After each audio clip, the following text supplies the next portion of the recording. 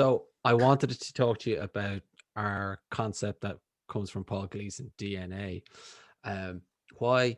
Because here in Ireland, we're going through our third lockdown, and I'm sure you've heard, as I have from lots of people, that funnily enough, they're finding this one the hardest. I really wanted to ask you about what DNA or daily non-negotiable activities, as we call them, means to you.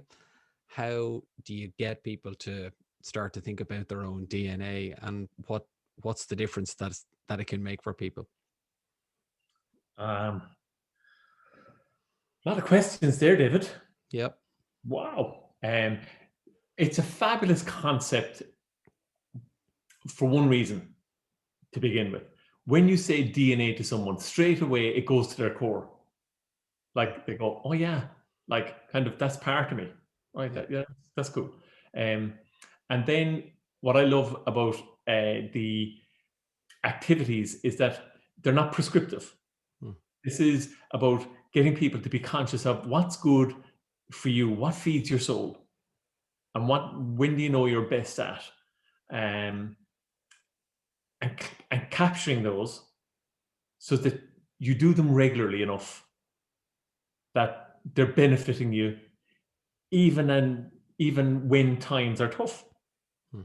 And times are particularly tough right now, and I think the whole world is experiencing different levels of lockdown, and I think the challenge is the non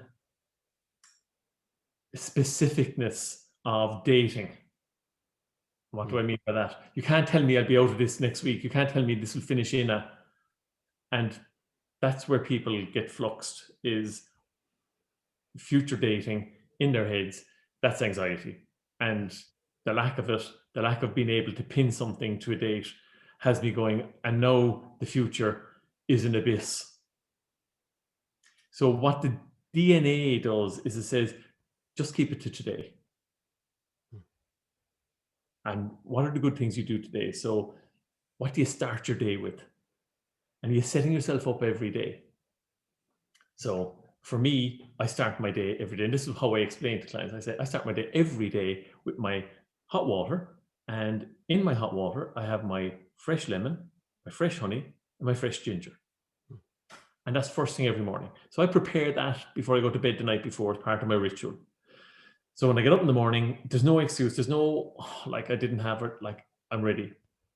Turn on the kettle, feed the cat, kettle's boiled, fill me water, and I sit down and I do the second of my DNA, which is my journal.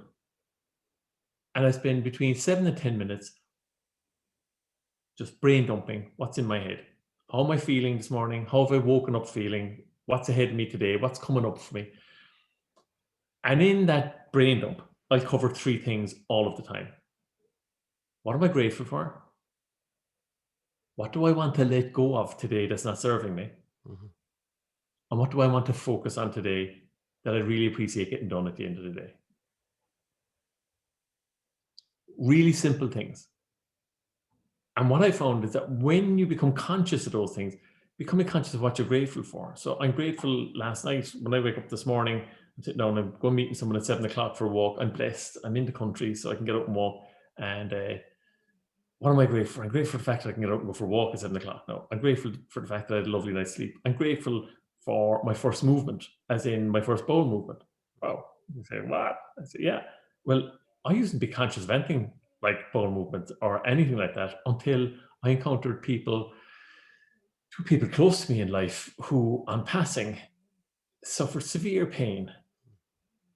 And the first time I noticed it in someone, the second time I noticed, I don't even know when I do this stuff or what, like, I've like, wow, this is obviously a thing that happens. Since that, I've sat with numerous people, and always their challenge is a particular time where their system starts to Mhm. fold, and this is the worst pain they ever experience. And I go, wow, I'm so lucky that I just don't even have to think of it. So every morning, part of what groans me is saying, look how simple that is for me. And as crude as it may seem, what it tends to do for people is kind of remind them that it doesn't have to be the big, huge thing I'm grateful for. It's not like a big house because I'm sitting in my apartment here. It's not like all the money because I owe a big bloody mortgage and I owe my car loan. It's like simple stuff that we're getting on with. And then into your day and like movement. So what I'm finding, one of the biggest challenges for people I'm working with at the moment is lack of movement. I don't mean now running to set the Olympics. I don't mean running to do your 10,000 steps. I mean the simplicity of going to work, having your drive to work, so having to get into a car, having to get on a tube, having to get on a plane, a boat, an automobile to get to work. No, I don't have that time. So I go from my home to being at work in 2 steps. Mhm. And then 3/4 way through the morning, I find, holy, if I move here, there could be a disaster of a personal nature because I've just discovered I haven't moved for like 3 Zoom calls. Yep. If I were in work, I'd have had to get into my car. If I was in work, I'd already have called to the coffee shop. If I was in work, I'd have walked to 3 different desks. I'd have been in 3 different meeting rooms at this stage. Yeah. I'd have been up and down the stairs, in the stairs. I'd have been in an elevator. I'd have been out there. I've been sitting in front of a screen. Mhm. So it's even taking the time to walk from your apartment and walk down the stairs and walk out into the car park and walk back up again. It doesn't have to be to go to somewhere and have a half an hour. Like it's just doing the stuff that your body would have been doing going from meeting to meeting. Yeah. So this is the consciousness of the DNA and bringing it to Yeah. that simplicity. Yep. Any of this making sense to you, David? Yep. 100%. And I'd imagine, listening to you talk there, that your DNA can and will evolve depending on what's going on for you. So, like our video last week was on transition rituals. So, like this stuff? Where's the natural breaks in my day where I flip from here to there? That's not happening right now. So, part of your DNA needs to be a transition thing that you do or get movement into your day, but it will evolve into something else depending on the situation. And very often it can mean as simple as getting up and making a cuppa, Mhm. as simple as walking out and feed the cat, changing position from one side of the desk to the other, just literally from one end of the desk to the other, just changing your perspective and movement. Yep. Yep. And a lot of times we say, would I be bothered? Yep. The reality is in work, in the way it used to be in work, Mhm. you'd be doing that anyway. You'd be getting up and you'd be going over and you'd be leaning into and you'd be going to a meeting room. Yep. That activity and movement would be happening. That natural transition stuff would be going on without you having to be conscious. Yep. Now the daily non-negotiable is saying, I've got to be conscious of putting that into my system. Yep. Movement is a hugely important thing. And there's a fabulous guy called Andrew Huberman, and he has a podcast, and he has the Human Hub, I think he calls it, where Yep. like he works out of Stanford and he's a neurologist, and they're examining what activity and movement does to the brain. Yeah. And it's clinically proven that like when you build in movement and when you build in exercise and flexibility, it increases the dopamine levels in your blood and it just gives you the happy pill and the happy release. Yeah. It doesn't have to be killing yourself. It doesn't have to Yeah. be running a marathon. It's not about like going bananas. However, it is about being out. And most of the time when I talk to people and they're stressed, it's because they haven't got out. And then when you're talking to them and they're out for a walk, as in like I'm walking the dog, I'm walking the child, I'm just grabbing the bucket of air here for 10 minutes, you can hear them say things like, geez, I should be doing this more often. Why haven't I done it? Am I mad not to? Yeah. Yeah. So that's what I mean by the DNA piece. Yeah. We know And, what's good. yeah. And you helped a lot of your clients by just explaining them your DNA. But how does somebody come to their own version of that? And again, you see, it's realizing it's being curious. Okay, being personally curious. Yeah. What do I enjoy doing? What makes me feel better? Yeah. Okay, so if I'll allow myself to be curious, I'll check out and see, well, I'll go to that guy Huberman, right? Or the 10% Happier app, or I'll go to the Headspace app, Yeah. or I'll tune into one of these below the line things. Like, what are people talking about? Like, Yeah. be curious. What's going on? What's this mindfulness thing about? Mhm. Like, why is everybody into Joe Hicks?